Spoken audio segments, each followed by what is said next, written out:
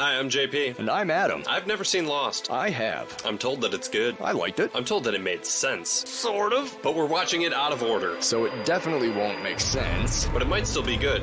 Since we won't expect it to make sense, we'll still be able to appreciate each episode on its own merits as a 1-hour story. Sometimes 2 or 3. As opposed to just a fraction of an ongoing, sprawling, and increasingly complex tangle of relationships, personal stories, mysteries, mythologies, experiments, social dynamics, unnatural disasters, unanswered questions, and hot tropical hookups. Are you okay? I'm not sure. Because you lost me a little bit there at the end. Well, good, because I've been lost since the beginning. We're Lost on Lost. Welcome, everybody, to Lost on Lost. I'm Adam Busher, and I'm joined, as always, by my co-host with the mo-host, JP Russell. Yes, me, baby. Today we're talking about One of Us, the 16th episode of Season 3 and the 65th episode of Lost overall. Our centric character is everyone's favorite book club leader, Dr. Juliet Burke. One of Us takes place on days 82 through 84 after the crash of Oceanic Flight 815. Mm-hmm. JP, Yes. you got a recap? I do. Let's do it. Juliet, Juliet, let me be thine Romeo, or at least your good one. On the island, tensions are high as Juliet tries to join the ranks of the survivors. No one trusts her questionable background, which is probably for good reasons. Claire has another plot line that involves her being relegated to, just another bed and other people have to take care of her. Hey, Carlton Cuse? Nice. How many more of these you got in you? And off the island, Juliet gets drugged, tied to a bed, and stuffed into a submarine. I'll be honest, that still sounds better than taking an Uber.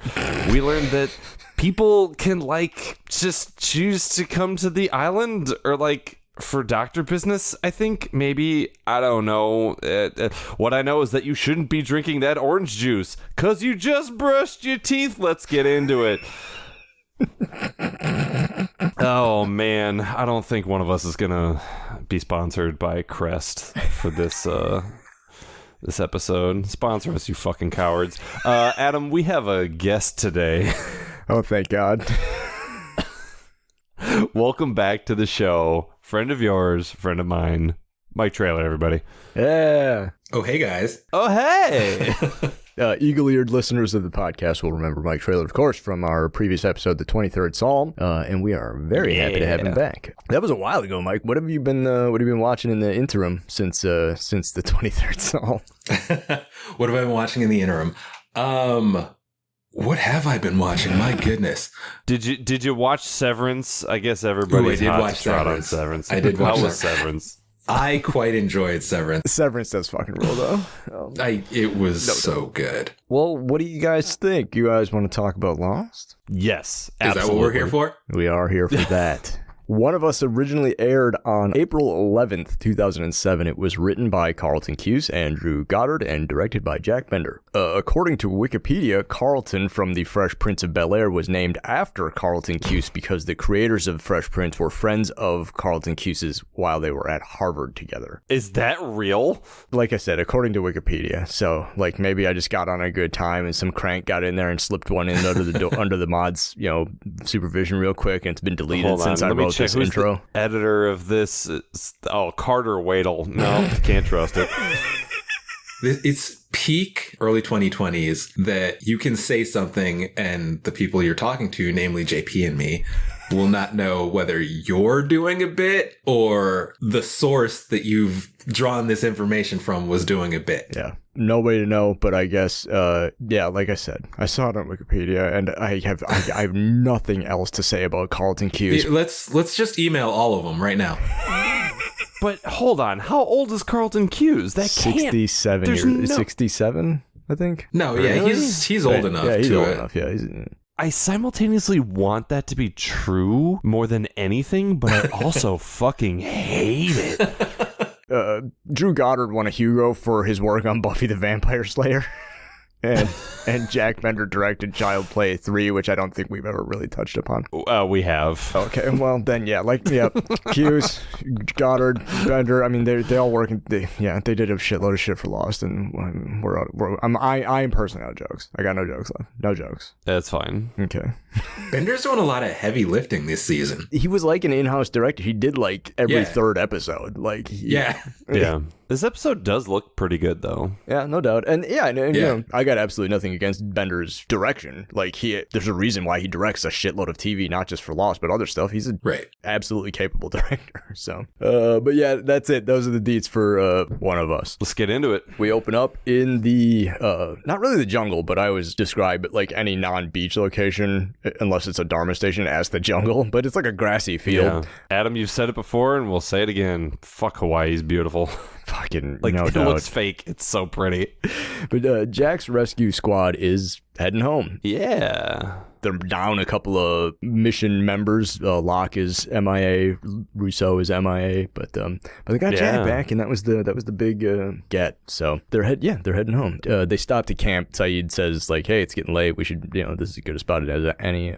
Yep. So Kate and Jack go off to get firewood, leaving Juliet with Sayid. While they're collecting firewood, Kate asks Jack about his week in captivity. Yeah, because he's been with the others for more than a week, but it was like the week that Kate wasn't there, because she was there and then she escaped, I think. I'm a little fuzzy on the timeline. Because, like, if I'm remembering right, and Mike, you'd be able to confirm this, having also seen the show, the three of them, Jack, Sawyer, and Kate, they got snatched at the end of season 2, and Jack hasn't been back to Survivor Beach since then. Kate and Sawyer escaped at the end of like episode 6 of season 3 and went back. Is that 7? Yeah. Yeah. So Jack's been not at Survivor Beach literally all of season 3 up until this point. And things are going great. Sawyer has like had some growth. There's a utopia going on. It's fucking fantastic. Claire's bleeding from the nose. We love to see it. He fills her in on the escape, or the deal he made in order, like, I was gonna help Ben, and Ben, they were gonna let me go. Mm-hmm. Meanwhile, Sayid is just like eyeballing Juliet. Could cut the sexual tension with a Dharma knife. Jesus. And look, he's only human, okay? But like you said in the recap, like, Sayid does not trust her with like thousands of good reasons. Which will unfold. Yeah. Right. Like, his whole thing is like, Sayid's the guy who's, Hurley's the emotional barometer. Mm-hmm. Sayid is the do we trust this person or not barometer. Sure. Yeah, for sure. He's got a pretty good feeling about Rousseau. Like, yeah, she's a crazy jungle bitch, but like, I think there's a human in there. Juliet, immediately he's like, fuck this woman, and it's like, yeah. She's not to be trusted. Yeah. He gives her sort of like a little, kind of like a soft interrogation. Like, we know Sayid can interrogate. Like, and this is just like, this is him just like priming the pump kind of thing. He's like, he starts, just asking her questions like, what's your deal? What's going on? Juliet does a thing here that I personally would never say if somebody were asking me questions. If I told you everything I knew, you'd have to kill me. Don't give the person who's threatening you an excuse. Like, don't give them like an option. To, like, hey, one of the options is kill me, just in case you didn't think of that. Right. What? Also, like, what information is that dangerous where I'd have to kill you? Like, holy hell. Yeah. Yeah, doesn't bode well for her self-preservation instincts. No, not at all. But so then Studs McBeefcake Jack comes in and is like, she'll tell you when she's ready. And it's this, I don't know. Jack, he's less egregious in this episode than other episodes that we've seen where we're really ragging on him for just being this like fly off the handle fucking loose cannon. Yeah. But in this one, he's so like, now everybody play nice. And I'm like, who the fuck are you? I don't know, man. Like, when he comes back and is like, she's under my protection. It's like, all right, chill down, Ray Liotta. Like, what are you going to do? She's under my protection. And Sayid's like, I will beat the living piss out of you. Like, protection. You and what others? Like, we're alone here. You have no friends. Like, Sayid has a rifle. At that moment, yeah. So we cut to a flashback. Dude. I literally have that written in my notes, just DOONTOON. In all caps. Juliet is pulling up to what looks to be some sort of corporate lab or something like that. she's got a passenger with her. The relationship isn't immediately established here, but they actually do a good job in this episode establishing what this relationship is before too long. Any other episode, this would be like we find out that this is Juliet's sister in like the closing moments of the episode, and that was her sister. Whoa! Wait, through what? They pull up to this security gate, and they're greeted by Ethan Rom. Oh man, caught me off guard. That man has a large face. I was like taking notes, and I look back, and oh shit. Oh, God. Ethan, you're alive. I can't with him. Like, his run on Lost has, if he shows up in another show, I can't handle it. Because it's Ethan, and he's creepy. Yeah. And I don't like it. He looks like he's trying to anamorph into Eric Roberts. And he gets stuck like 2/3 of the way. Yeah, he's like one of the middle stages, you know?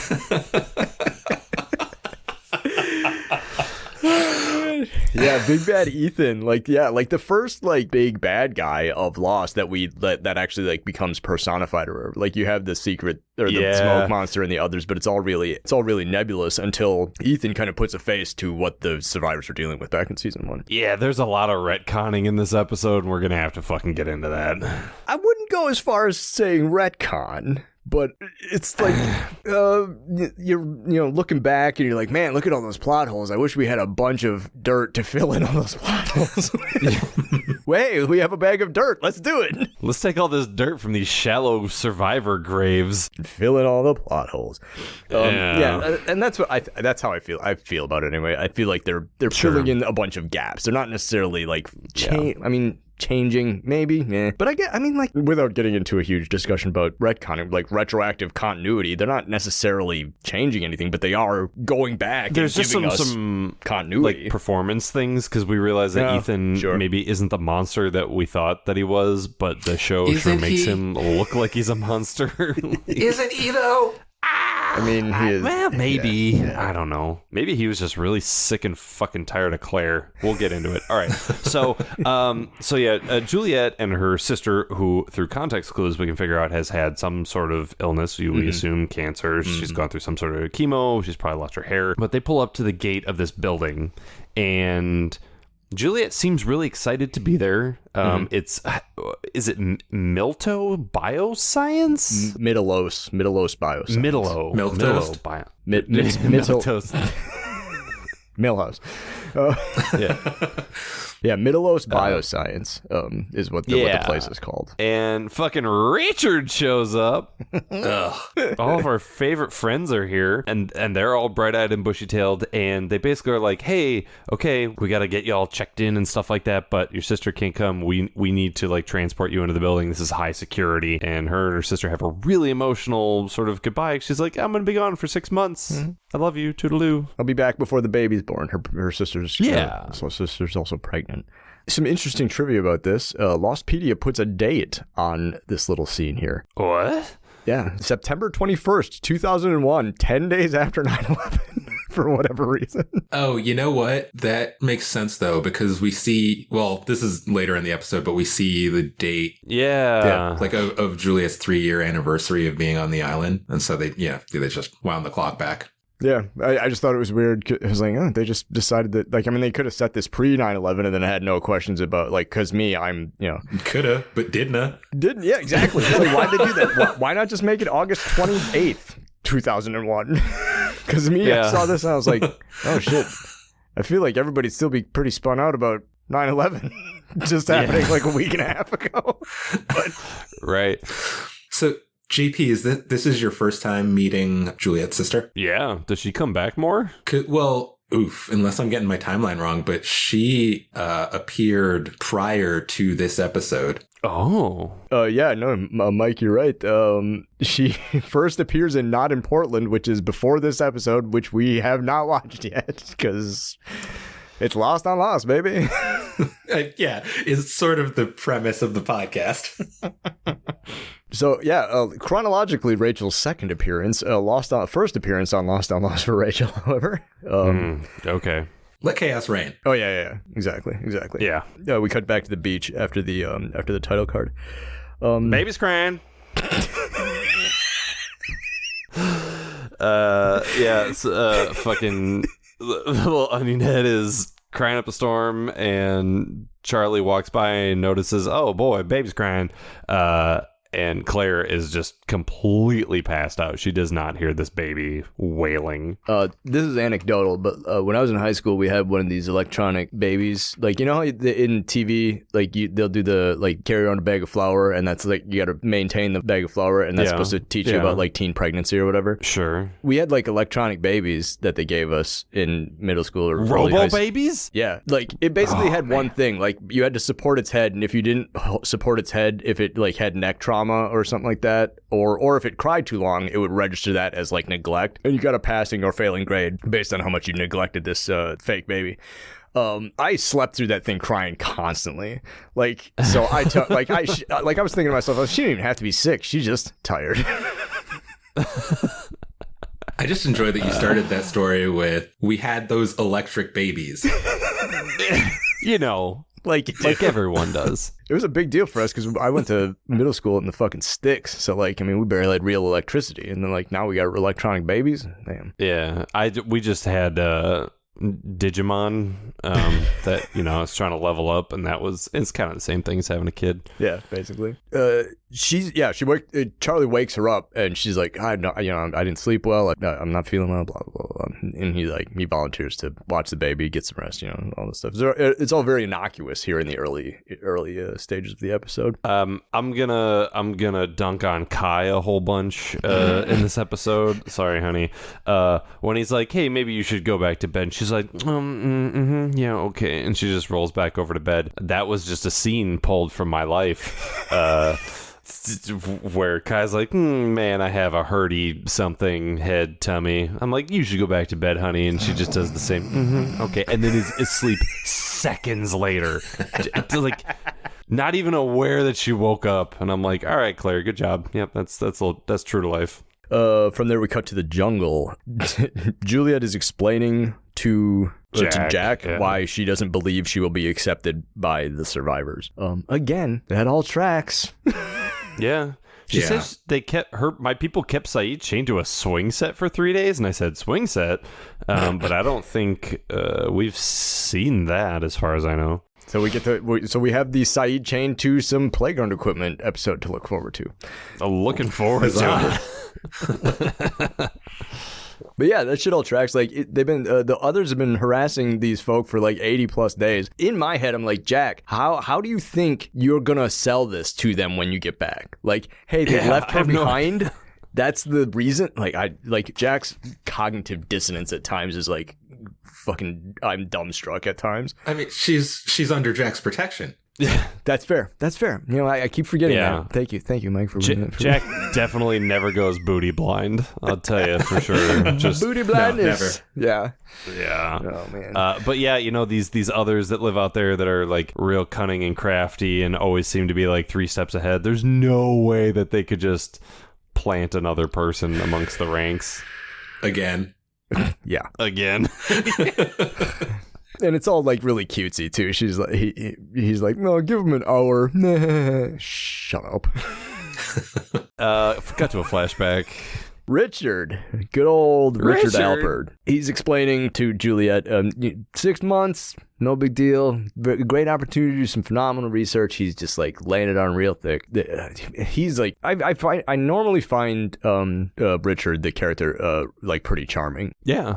Here, though, like the charm is so thick that it feels sinister. Yeah, it really does. I was like, dude, don't sell her past. Like she already said yes. Don't talk past the yes. Like, yeah, this is weird. Like methinks you doth protest too much or whatever. Yeah, he starts sort of telling her, oh, there's all these other things that we didn't tell you about, like we gotta take your vitals right now, and by the way, you need to be unconscious for the fucking trip, so drink these fucking horse tranquilizers and some orange juice, because that's all I could think of. I was like, wow, this big beautiful like opulent building, and he's like, oh, let's have some of the free, you know, snacks, and there's just a big pitcher of orange juice and nothing else. I was like, God, that's fucking specific. But he's like, yeah, because you need to swallow these drugs and it probably tastes horrible. Yeah. And she just fucking slams it. Like, they have a back and forth about, like, she's like, I was okay with this, and this. And then he was like, actually, why? Like, why were you okay with all this stuff? All the stuff you just described is actually kind of weird, don't you think? But then he goes on to just, say, like, but, this is why you're okay with all that stuff, because this is a good opportunity, blah, blah, blah. And, like, he's trying to finish the sentence, and she just, like, slams the OJ, just like, boom. Well, he says something to the effect of, you made your sister pregnant, and I just wrote fucking, excuse me, Richard? It's like, oh no, I don't think that's how any of that works. That might also be illegal. There are so many other ways that he could have put that sentence together. Are we seriously not doing phrasing anymore? Yeah, right. But apparently her sister, having had cancer, was infertile, and Juliet did some sort of crazy science magic to help her get pregnant, which is pretty cool. And that's what this company, this firm, these people, that's why they're interested in her coming to the island. Yeah. But they can't say why. So, yeah. So she slams the OJ and immediately passes out. Yeah. Her and Claire just, okay, I'm tired now. My favorite bit about that scene is that she pounds the OJ, and it takes like 2 solid seconds for her to get through it. And then after, Ethan is like, you probably shouldn't have drank that so fast. It's like, dude, say that earlier. Right. Say that she was drinking it so long, you could have stopped it. Like, it was such a huge glass. Right. Or maybe when you hand it to her, be like, this is full of tranquilizers. Take a few sips. Get a little drowsy. Anytime in the history of man before she finished that glass of juice. Just drop it in. Right. Just mention it briefly. Yeah. Or she passes out and then Richard and Ethan are like, oh shit, I didn't know she was chill. And then they like both just slam theirs. It's like the Saturdays for the burr. Or, I don't know, give it to her after she's on the sub so you don't have to drag her corpse down a fucking hatch. Yeah. How did they get her down that ladder? I don't know. Also, can I get those same tranquilizers, please? Yeah, right. So she goes nighty night. That's it. Like even the camera like does the unfocusing. Yeah. Yeah. They dosed the camera too. Yeah. I just picture her like just clunk out, and then Richard and Ethan look at each other like, well, that's lunch. Nose goes for who has to carry her. Yeah. She wakes up inside, like, it's obviously a submarine, right? Like, I just, like, the other day watched Hunt for the Red October, so I was like, that's the inside of a submarine. Yeah. And she's strapped down. That's pretty terrifying. That would make me not feel great. Strapped down and has no voice. And then big face Ethan shows up again, like, hey! Hey, I'm sorry, I just strapped you down. Yeah, it's one step away from him like opening the curtain and having a knife, and her being like, oh my god, and he'd be like, hey, oh sorry, I'm making you a sandwich. You know, it's one of those like, hey Bart, you want to see my new chainsaw and hockey mask?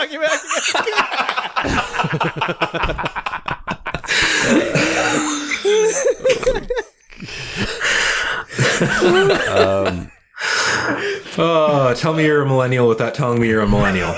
yeah. He tries to calm her down, like, hey, no, it's cool. Like, I just didn't want you falling out. We were in a submarine. It's all weird. Yeah, so he lets it go. He's like, we're here. Yeah, sorry, the trip is a little bumpy, so I had to strap you down so you didn't, fucking fall over.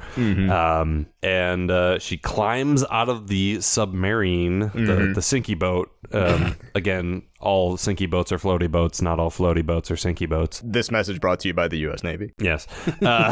And she climbs her ass out of the sub and is seeing the island for the first time. Climbs out of the sub in a skirt and heels. I was just going to say that. I was just going to say they were not like, hey, don't wear that. Like, you could just wear pants and shoes. Right. Like, I got so nervous with the decking. I was like the heel is going to slip through that decking. You're going to roll an ankle. Yeah, I was like worried. Like, I was legit worried. I was like, okay, they would only have her fall down if it was actually in the script. Like, she's not going to accidentally fall down. But I was like sitting there like worried that she was going to eat shit. And I was like, oh God, please don't. Yeah. But yeah, up top on top of the submarine, like, again, this gorgeous shot of Hawaii, like, Jesus, like the sky is literally a different color blue there. Like it's just like it's unreal. Everybody stop going to Hawaii. Yeah, I was just gonna say this message brought to you by the Department of Anti-tourism for vacation. Don't go to Hawaii. Leave it alone. It's perfect. Don't go. Go to Sarasota or Newport Beach or something. Anyway, just not there. Ask AI to make you pictures of Hawaii. Exactly. Don't go. Let's all go to New Jersey and everyone pick up one piece of trash. Ben is on the dock. He's like, welcome to the island. Everything's going to be awesome. I'm so excited for you to be here. It has real we spared no expense vibes. Yeah. Cut to the beach. Charlie and Hurley are making some oatmeal. Slipping in a little joke. You're making it soggy. Yeah. It's supposed to be soggy. It's oatmeal. Sawyer shows up. Another 3 Men and a Baby reference. Yep, that makes a fat joke. That's pretty unwelcome. We love humor, you guys. Yeah. He just, you just can't do comedy these days without people getting offended. Yeah, am I right? Dude, oh man, Sawyer would be one of those fucking dildos. Yeah. Yep. This is again the duality of Sawyer because he's such a shit heel here, but then just moments later in the scene he's incredibly helpful. Yeah. So yeah, they're tending to the baby, and Claire comes up and she's feeling worse. They're like, hey, you're supposed to still be in bed, and she's like, I have a massive hangover, like aspirin. Yeah, instantly he's just very helpful. Like, yep, 2 aspirin coming right up. Coming I'll go right get up. him. Yep, I'll go get him. And as he's making his way off to go get the aspirin, he sees a lone figure walking up the beach through the traditional returning to the beach corner. Yeah, this is the spot where everybody returns to trigger a lovely survivors reunion. It's like the 3rd or 4th one we've seen. Okay, that's the new drink. I don't even care about eyes anymore. Every time there's a beachfront reunion in that same spot. Yeah. Oof. Sawyer spots Jack making his way up the beach. And it is a lovely little reunion. Like we said earlier, like Jack's been missing for probably like a couple of weeks at least on island time. I mean, in real life time, it's been like 4 months. Yeah, it's like 16 episodes, something like that. Right. But I mean, yeah, it's like, it's like, even though this is the middle of the episode, I know this isn't like the big emotional climax of the thing. Like I got a little choked up because like he comes around the corner, like Sun and Jin see him and they're just like, oh, it's Jack. And it's like people start making their way over there. But the thing that really actually got to me was like after he hugged like Sun and Jin and Hurley, like he hugged Hurley and that was like really sweet. And I was like, oh, of course But then when he gets to Sawyer, they kind of like they nod. And then they shake hands, and then they hug. The bro hug. Yeah, and their relationship has been so fraught throughout the chronological show and through this show. Like we're up and down on not only Sawyer but the two of them together the whole time. But then like Sawyer and Jack have gone from being antagonistic toward each other to a level of mutual respect and care for each other, which is it's kind of nice. Just kind of nice. And again, it shows a lot of growth on Sawyer's part too, because he used to see Jack as an adversary, and now he's genuinely happy to see him again. It's almost as if they don't learn to live together, they're gonna die alone. Mike Traylor points on the board. Thank you. Show me live together dialogue.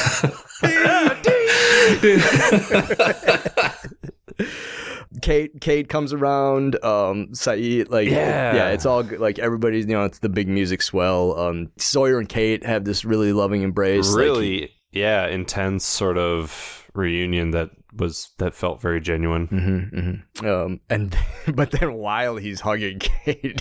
Bow, bow, bow.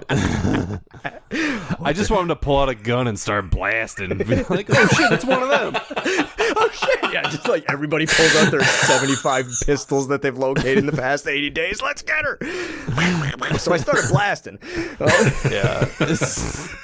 So Sawyer spots Juliet over Kate's shoulder. What the hell is she doing here? And she's like, kicking the dirt, just like, Hey guys. Hey. Can I come play in your treehouse? We cut the commercial, then it continues on through. Juliet's just sitting on the beach. You can see. Cut to seconds later. Yeah.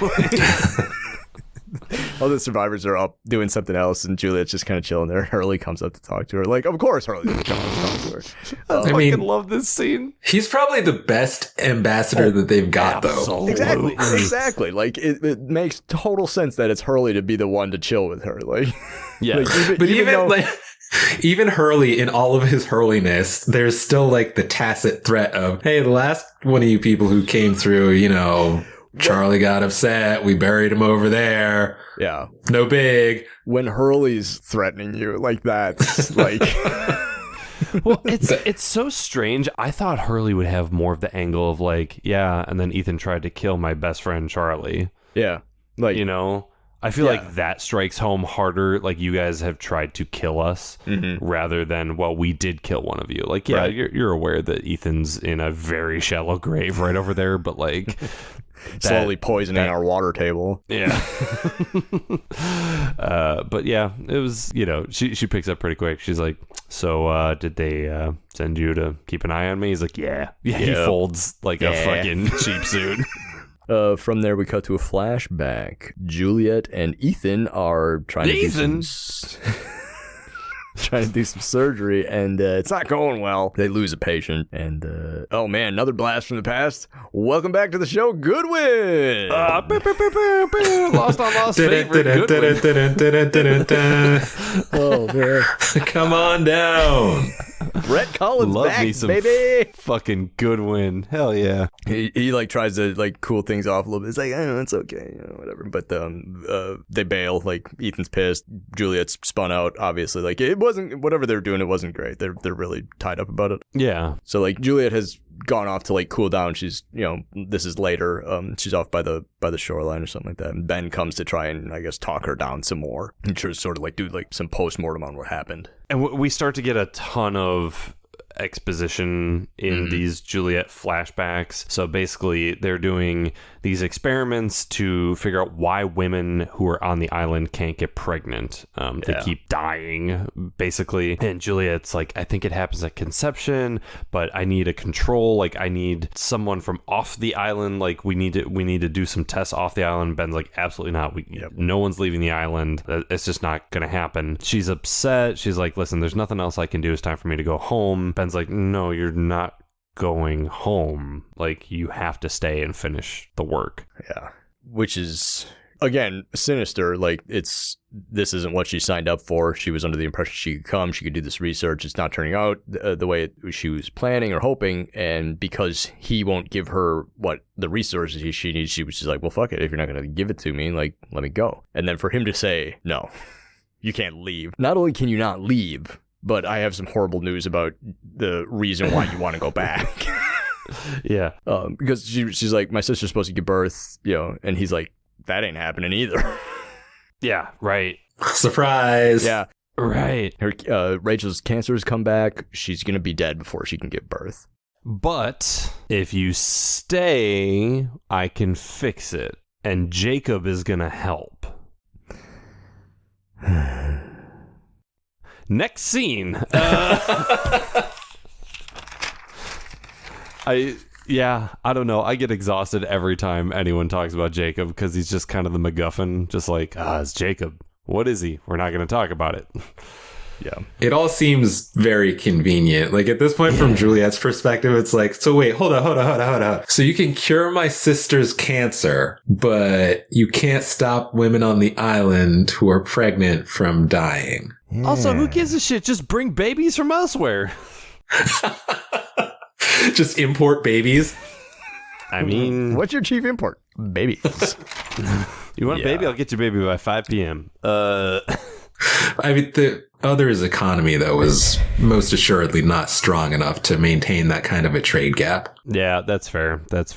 We come back to the beach. The survivors are talking about Juliet. They're having like a meeting. Like, this is the kind of thing that, like, I think we used to whine a lot about, like how they would never like have like community meetings about like important shit. They're actually doing it. More growth. Yeah. Hey, they're listening to the podcast. Hey, yeah. But like, everybody's there. It's not just like Jack and Kate and like Locke and like one other rando A-team, like the four of them having a discussion around the table. It's the whole beach. fucking buddy. Yeah, because this does affect everybody, just like a lot of shit. But yeah, like everybody's there. And everybody in unison is like, fuck that bitch. Everybody who survived a plane crash and doesn't want Juliet to join our camp, raise your hand. Okay, that's 43. If you want her to, that's 1 for Jack. Okay, motion carries. Yeah, and you know what, Jack? How about you and Juliet just fuck off down the beach and y'all can do your own thing for a little while. That'll be. I mean, it's what he wants. Yeah, Oh, that's fair. Jack pulling for Juliet is costing him just like so much goodwill and capital that he has accumulated over the first 2.5-3 months of being like the guy that they look to, the doctor, the leader of the survivors, all this stuff. Like you can see his standing dropping by putting his weight behind her, like just in this scene, like it's just ticking away. Like every time somebody else besides him talks, it's just like that's another strike against Jack being the guy. Also, like, let's not forget that he just came back like minutes ago. Everyone's all like, "Wow, you're alive! It's so great to see you." Oh no, you're like he immediately comes in and is like, "There's a new fucking sheriff in town." Like, it's the old sheriff, but there's some things that are gonna change. You've been brainwashed. Okay. Yeah, great. Where's Locke? Oh no, Jack's been compromised. Throw him in the ocean. Oh no. Where's Locke?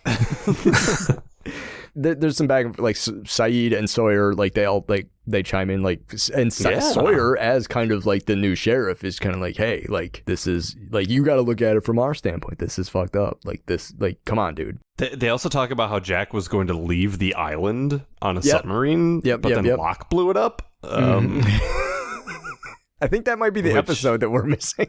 One of them. I mean, I'm looking forward to this episode.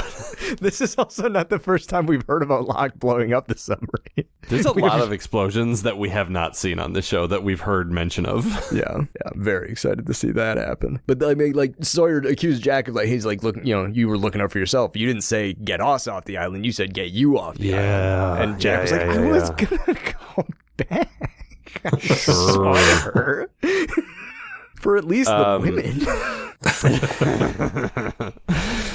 Speaking of women, Claire walks up to this town hall very much in a daze, and she starts jettisoning blood from her face.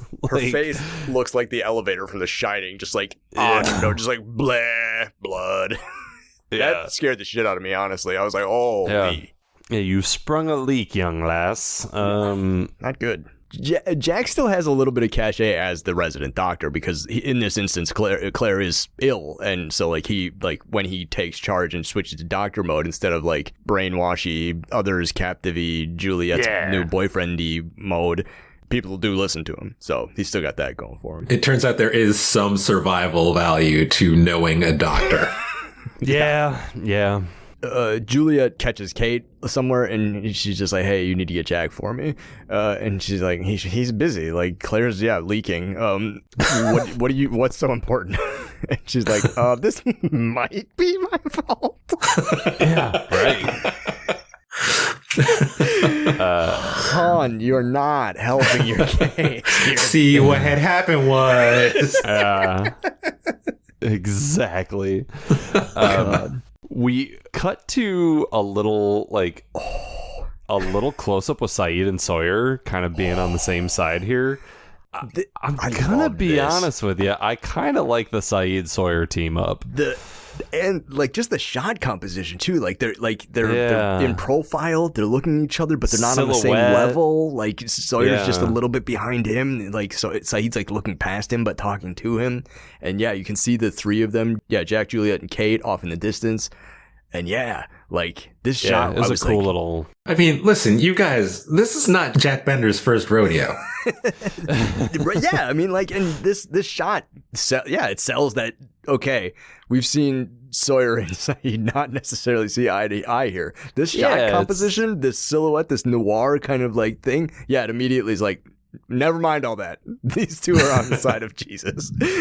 Yeah, and I do like that they're both just like their bullshit meter is fucking. The alarms are just screaming, and they're both like, "All right, truce." Like we might not have always seen eye to eye, but we're on the same side here. Yeah, bigger problems right now. Yeah, very cool. Julia explains to Jack, and this is kind of some more like retconning or plot hole filling or whatever. Like Juliet explains the sickness, like women can't conceive on the island. We did some tests on Claire. Like you guys remember Ethan, right? He was doing like he was here like looking out for her, like whatever. Yeah, sure. I remember Ethan. If from the context is my nightmares and the time frame is from now on. Yeah, dude, the like Unabomber shot they have of him where he's wearing the hoodie and he's like stabbing Claire with needles or whatever, and I was just like, wait, she woke up like after the blood was drawn, and like it's just the fucking picture of it with the shush, like like, and he was still able to run out of the cave, and then they show the shot of him when we realize that he's turned, and he's there with Claire and Ethan, and the sinister goddamn look on his face, and Juliet's like, he was really taking care of her, he wasn't supposed to kidnap her, and I'm like, he looks like he wants to fucking murder this woman. I believe improvised is the word that she used. Yes, thank you. Like, dog, Miles Davis improvised. That dude went off the rails. Yes, and I need to take you to this medical station against your will, you poor pregnant lost woman. Holy fuck. God. But then she explains, so beyond all of this, buck wild Ethan shit, we have medicine for her. Like, I got a thing that will probably make her better. Like, just let me go get it. It's from Ethan's stash. You guys don't know where it is because it's all secret. Let me go get it. Jack's like, do it. You and I are best instantly. friends. He doesn't, there's no discussion. He just says, do it. Yeah, and I like that Jack isn't like, okay, let's go, because every time we got to get people together, we got to get 9 of the A team, and we got to like, we'll go up first light. He's just like, go. Run now, hurry up. A sense of urgency. Yeah, I love it. Yeah, and yet it still seems to take her all night to get there. I have no idea how big this island is. If you're like, that's true. 1 square mile, sure. If it's 500 square miles, also sure. I don't know. Time and space means nothing here, I think, or it means everything. We'll figure it out in season 5. So cut to a flashback. Juliet is doinking Goodwin. Was it Goodwin for you, baby? Yeah. Wow. Jesus. You were just giving the advice. It's funny because you usually ask if it's good, and his name's Goodwin, and then because guys, I know all the sex moves. Oh, trust me. Now it's hilarious. Thanks. This is some tasteful broadcast implied nudity, and I am fucking here for it. I blacked out a little bit. I had to sort of like restart this scene. Anyways, okay, like and so now that I've screwed my head back on correctly, this is gratuitous. This is totally gratuitous. She just could have been sitting at the kitchen table playing cards, and then the knock came at the door.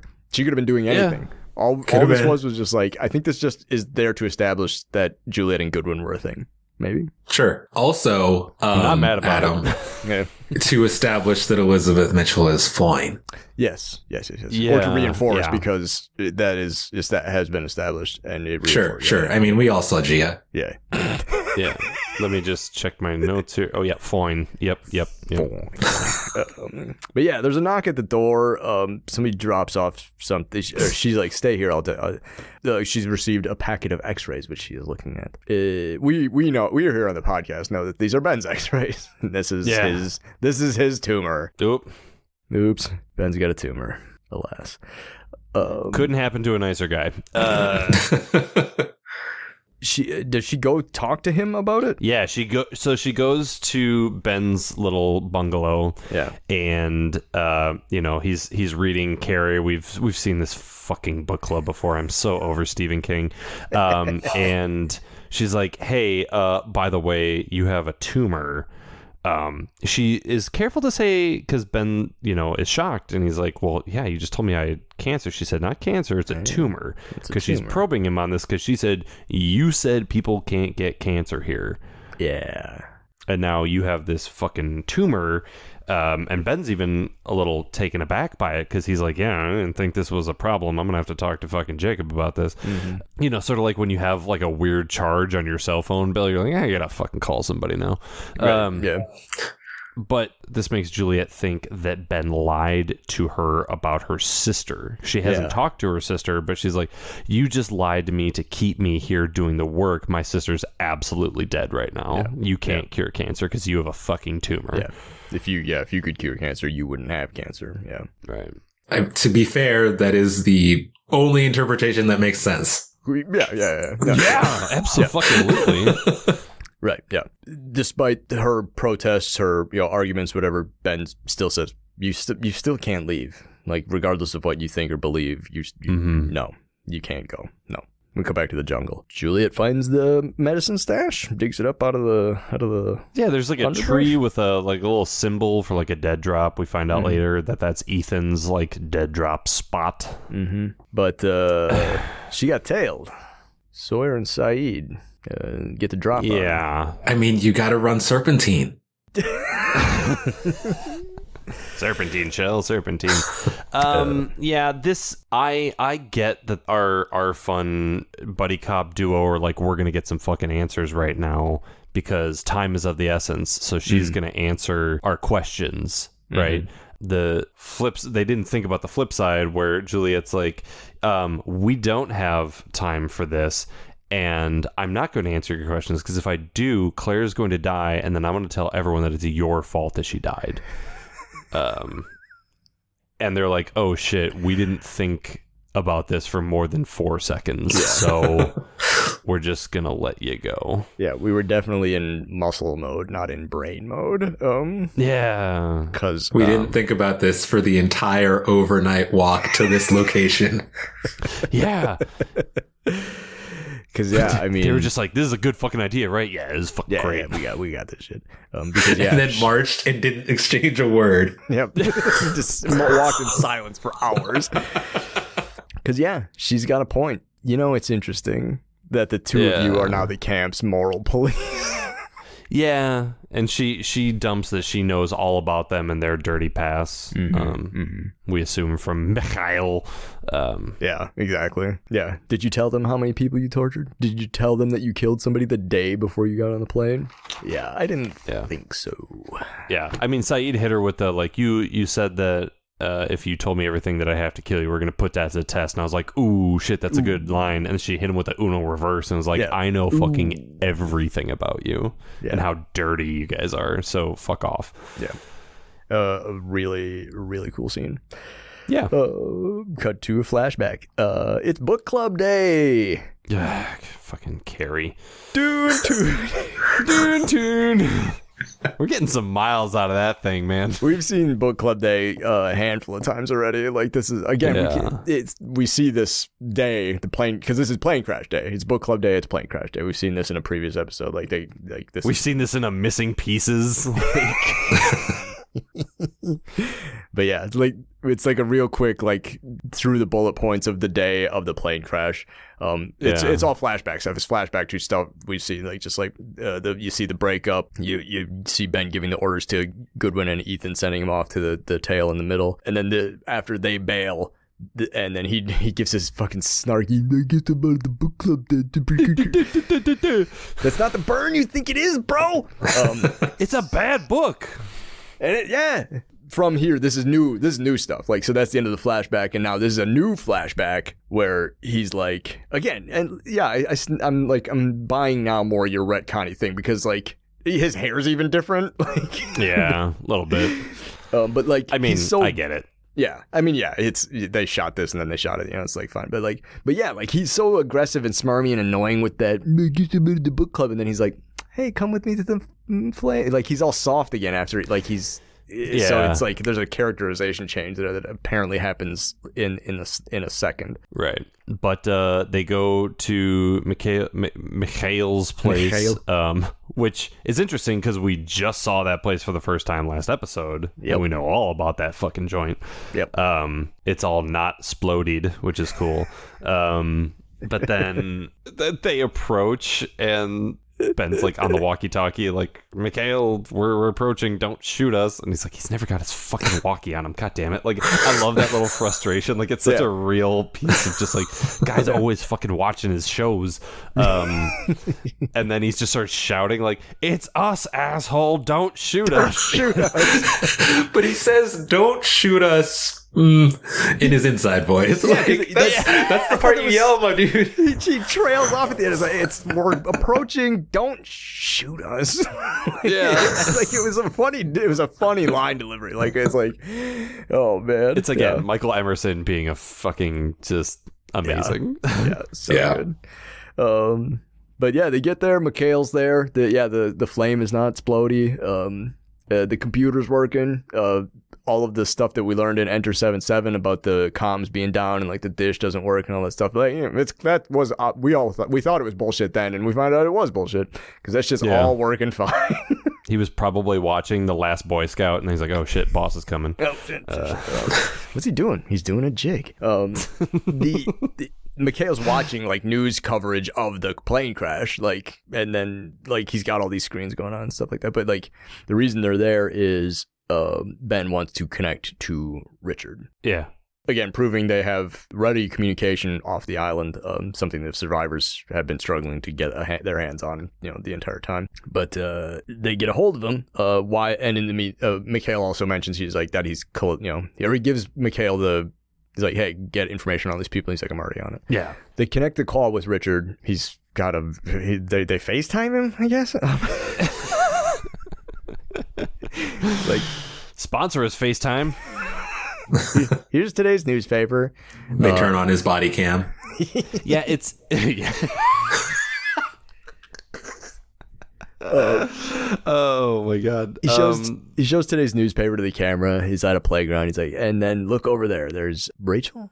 She's got all her hair. She's playing with a little girl. But they're careful. It's not like, oh, they sat down and you can talk to them. This is a separate thing. There's still no communication, so it's very like surveillance-y. Yeah. Which is definitely what you want to be doing at a children's park, is be caught like filming children from the bushes. That's always a good look. That's like what Richard is doing is the reason why they have signs at children's playgrounds that say no unaccompanied adult males without children. Yeah. No matter how handsome you are, Richard. Right, with your huge eyelashes. He's just like standing over near the fence, like a raincoat and a fedora, just like looking like a pervert. Like, maybe he's got like a big Stetson, and the Stetson's got like a big VHS camera in it.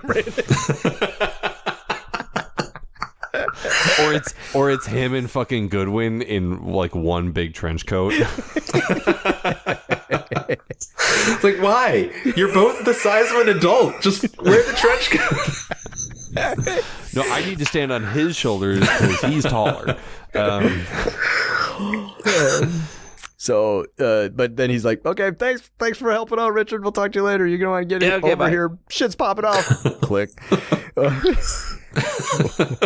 Which is really distressing to Juliet. Yeah. She hasn't seen her sister in 3 years. She never got to see the baby. She told her sister she'd back in 6 months. She was convinced her sister is also dead. Yeah. So like it wrecks her. She's keening and she's scraping at the computer. But like Ben's like, all right, back to work. Yeah, and he has this really fucking evil line. She's like, I don't know what to do. The mothers keep dying. And Ben's like, then we'll just find more mothers. And I was like, holy fuck. Yeah, gross. Cut back to the beach. Juliet returns with the medicine. And then her and Jack have a little, it's like, okay, if this doesn't work, like this is the last, like this is the last one. Like I can't protect you. Yeah, if I can't protect you if this doesn't work, you'll be on your own. Yeah, Jack, I'm already on my own. Yeah. I mean, it's true though. Yeah, like even though like Jack is clearly on her side, like that ain't much now. Like Jack, No. again, Jack's burned his goodwill with the meeting last night. Like, Yeah. she doesn't have an ally because Jack's no longer, whatever. But I mean, it's all for naught. Claire gets better. Can't make an omelet without breaking some eggs. Anyway, Claire wakes up and has no recollection of what happened. And she's so just like, oh no, what happened? It's so just like fucking Cinderella waking up. And I'm just like, God damn it. Like, be a little groggy or something. Yeah. But yeah, she's better, and that's all fine. Yeah. Another Claire plot point Yep. wrapped up real nice where she didn't have to leave her bungalow. Triumphant return of Claire as a plot device. Yeah, Oh, how we Jesus. missed you. And then that's the end. Good episode. Jack and Juliet have one real quick little scene where he kind of like brings his sort of like backing of her to stark relief for the audience if you didn't really catch on yet. Because again, here on Lost and Lost, we didn't see how Juliet reacted to the submarine blowing up. Maybe she high-fived everybody. But like Jack said, I saw in your eyes when the thing blew up, you went off here just as bad as us, and that makes you one of us. I'm like, does it? No, it makes you somebody who wants to get off of this hellhole island, that's for sure. Yeah. But yeah, you want to get off this island, so that makes you one of us. He said the thing. Drank. There's a flashback. Oh, fuck. Like, we didn't see this coming. Oh, here's the thing about this flashback. For the audience, if you haven't watched the episode, whatever. Juliet's still fucking mulling for Ben. It's a big scheme. It's a scam. She explains how she's gonna trick Kate into bringing her to wherever they're gonna do all this thing. Like, it's all there. Here on Lost, we already know that Juliet's a mole because we watched that missing piece called Operation Sleeper, where she was like, "Hey, I'm still working for Ben," and Jack's like, "Why are you telling me this?" But yeah, like that's the big reveal at the end of it is like Jack explains why she's one of us, and then Ben explains why she's not one of us. Yeah. Also, gas mask filters start filtering air the second you take the seal off of them and put them on a mask. Yeah. And the clock is kind of ticking. Yeah. So maybe don't pre-put the filters on. Wait until you're just about to use it and then start using the filter. Yeah. That's it. That's just good tactical knowledge right there for for all y'all. Lost. I really like that end scene. The editing back and forth was good. Fucking Richard Brock buzzed the second to last shot of Elizabeth Mitchell's perfect face, but whatever. Brock and a Brock. So that's it. One of us. Let's talk about it. Did we like it? Was it good? Mike, why don't you start us off? Did you like it? Do you think it was good? I did like it. Okay. Yeah, I did think it was good. I was going to save this as like a kind of a cheat for my MVP, but Elizabeth Mitchell's good, man. Like, dude. Yeah. She's so good. Juliet must win like every game of Mafia that she plays because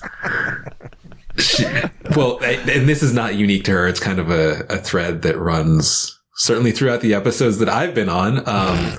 But like there's a way that she uses the truth to be dishonest. Yeah. Yeah. Ooh, that's a really fucking good way of putting that, Mike. Yeah. Her and Ben are definitely cut from a cloth. Like they're not For exactly sure, alike, but they both have skills with manipulation and you said, using it. But she I don't know, like Michael Emerson is awesome, but Elizabeth Mitchell does this just as well, if not better. Yeah. Yeah, she rules it. So yeah. JP, what do you think? Yeah, I did like it. There wasn't anything like super egregious. This is a really sort of like Lost lore heavy episode. The Claire bit was like the most annoying, but we didn't really spend a lot of time on it. It was very just flash in the pan. Here's a problem, we got to solve it. Check out the hook while my DJ revolves it. Yeah, exactly. Precisely. That's where the lyric came from. This episode of Lost. But yeah, overall, I think I did. I don't know if I will remember much of this episode 10 minutes from now, but the whole time I was very entertained watching it. Adam? Yeah. I enjoyed this a lot. I think it's tough to have a bad Juliet-centric episode. Like, again, I love watching Elizabeth Mitchell. If Elizabeth Mitchell's around, it likely means Michael Emerson's around. Yeah, and it was a lot of almost like exposition, like, but I wouldn't call it that. But it is furthering the mythology of, especially season 3, a season in which they had a lot of problems keeping the forward momentum because of the creators' problems with not knowing when their end date was going to be and like putting in padding and stuff like that. This episode feels like it has a lot of momentum. Yeah. And the B plot, the C plot, the Claire thing, that actually solves a very specific gripe I had about the previous episode, Enter 7-7. In that episode, what was happening on the beach had no stakes. Oh, sure. The B plot here, Claire's sick again. Like, granted, it's a thing we've seen before, but there are stakes here. Like, the last thing we want is for Claire to die for no good reason, having survived childbirth and XYZ and kidnapping and all this stuff. Like, they've got a problem. They got to get it better. Like, she's got to get better. Yeah, totally. So, yeah. And they didn't spend much time on it. This is a bit of trivia. More than half of this episode was spent in flashback. Yeah. Lostpedia calls it almost 21 minutes of the runtime. Flashbacks. So yeah, no, I liked it a lot. Good performances. Good momentum. Yeah, liked it. Well, then let's get into some MVPs. Your favorite character of the episode, minus memory, minus context, just this 45 minutes. One of us. Mike, who's your MVP? I think I'm going to go with Hurley. Oh, okay. My man. He doesn't get a ton of screen time in this episode, but I don't know. He's like the warm blanket of the show. You know, he's the character who, like, I just want to spend time with him, you know? And absolutely. He drops in and is like, he does that. But also, you know, like we talked about, there's the tacit threat of like, hey, you know, we've killed people before. So we didn't keep your nose clean. But like in the way that only Hurley can, to where like he gets the point across, but you still love him. Right. Yeah. It's like only you can make a threat feel nice to receive. Yeah. I like it. JP. I'm saying Elizabeth Mitchell, not Juliet. You can tell that as, you know, season 1 was very successful in the show, then they're like seasons 2, season 3, we can start to sort of get some very talented actors on the show. Mm-hmm. You know, that's when we get Michael Emerson, we get Elizabeth Mitchell. Elizabeth Mitchell acts the fuck out of this episode. Yeah. You know, when she's stressed, when she's like about to cry looking in the mirror, when she's seeing her sister for the first time, like she's acting the fuck out of this. And I'm like, there's other female actors on the show that don't have this kind of range. Mm-hmm. So yeah, I really, really enjoyed her performance. And on a more personal note, you know, I really liked all of the Elizabeth Mitchell close-ups. I really enjoyed that. And on an even more personal note, Elizabeth Mitchell, if you're listening to this, I would very much like to be mommy's special plaything. So thank you for your consideration. Wow. God, we're just going all the way there. Oh so, man, JP Russell, he down bad. Adam. I think I have to give it to Juliet the character. I agree with 100% with all of the stuff that you said about Elizabeth Mitchell, but Juliet, I mean, this is one of the episodes in which the centric character does so much heavy lifting and makes it look effortless. Juliet, she says it at the end. She's like, I'm on my own. She is on her own. She's a survivor. She is a survivor on her own terms. Mm-hmm. You know, she can't really rely on Ben. He's her captor. It's a real like Beauty and the Beast type of thing between the two of them. Yeah. She knows she has no cachet with the survivors, so like she's got to be on her own. And she like everywhere she goes, she's doing the thing that she needs to do. And unlike the others, trying to do the least amount of damage along the way. I think not only is she looking out for number one, but she's also doing her best to not make things actively worse for other people. I think, which is good. So yeah. I think that's absolutely like spot on. The other side of the coin. This one was tough. Who didn't pull their weight? Who was making things worse by their presence? Who's the lost forever? Mike, what do you say? All right, you guys know me, right? Yes. Like, yeah, I'm gonna spit the truth. Yeah, no doubt. Let's hear it. I gotta give it to Jack. Yeah. That's good for our numbers, but I'm very curious as to why.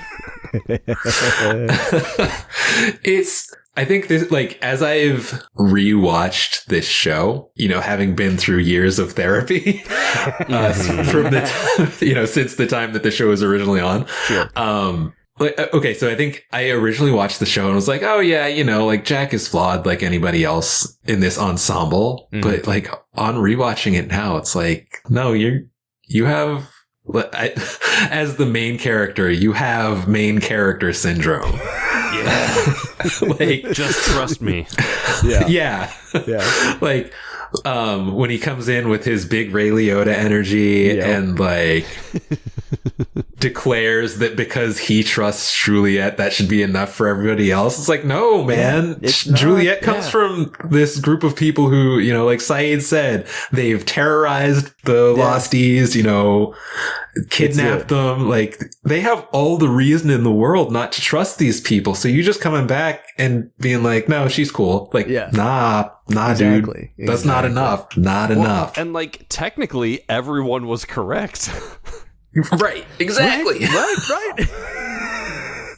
So, yeah. It's an absolutely fair assessment. Yeah. Like, no, I love it. JP, how about you?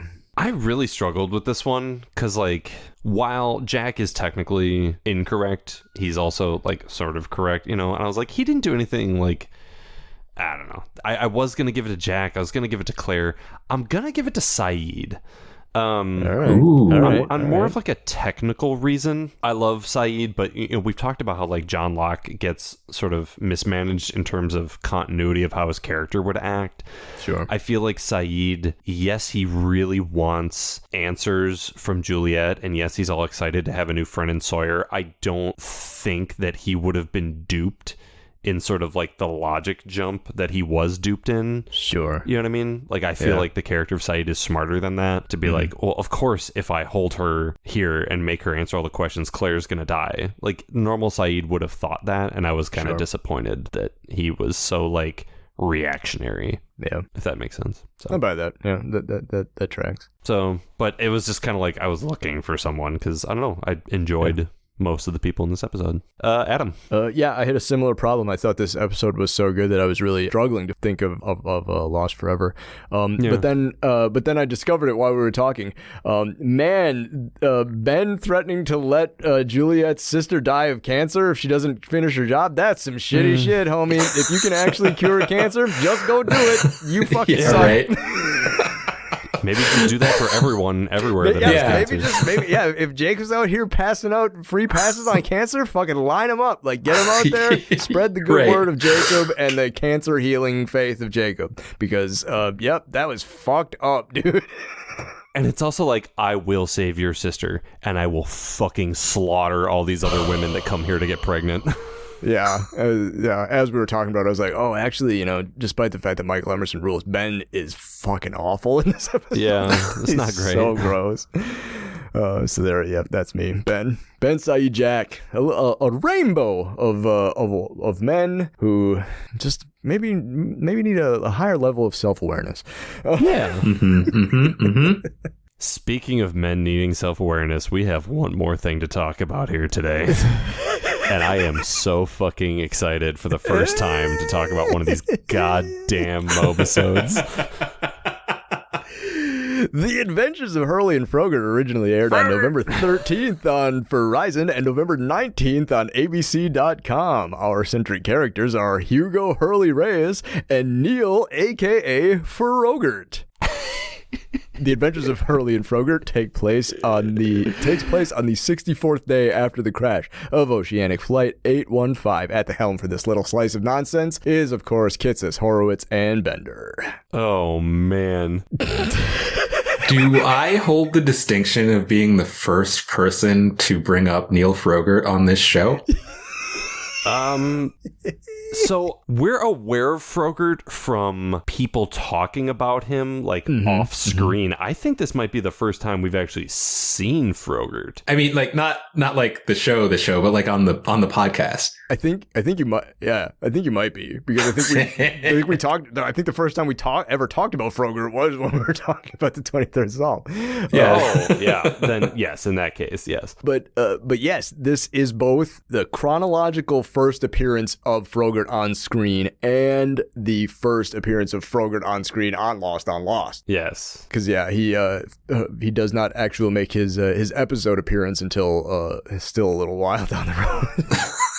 Yeah, doesn't he like not show up until like season 5? I think it's season 5. Yeah. So yeah.